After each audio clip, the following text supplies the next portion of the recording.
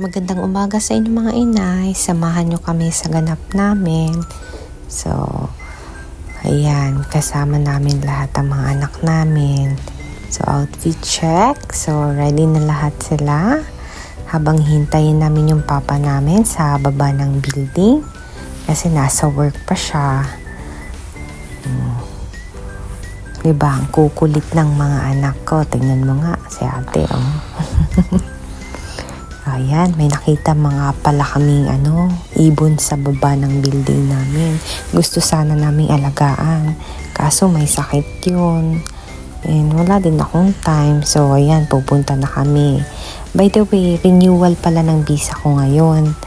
So, kailangan namin pumunta sa health center. So, dito lang naman sa may Etchman, malapit sa bahay namin. Saglit lang siya. Ito na nga, dumating na kami sa AHS or Emirates Health Services. At isa nga pala ito sa mga branch na pwede kang magpa-medical para sa approval ng residence visa mo.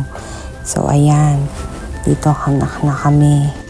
At ayan, pumasok na kami. So, ayan, pinasa na ng asawa ko yung mga requirements. At binayaran na pala namin yan through online. So, kinuha na nila ako ng blood dyan. So, ayun, habang naghihintay asawa ko at si Mahabir, ayan, kasi gusto niya mama lang. Wala pang 5 minutes, tapos na ako. So, ayan, lumabas na kami. So, naghihintay kami kay Papa. At dumaan na rin kami sa studio. So, nagpa-picture ako. Yan. Para sa Emirates ID ko naman yan to proceed. So, tapos na kami. So, ayan, magla-lunch muna kami saglit. So, kasi hindi ako nagluto. Pumunta muna kami ng mall.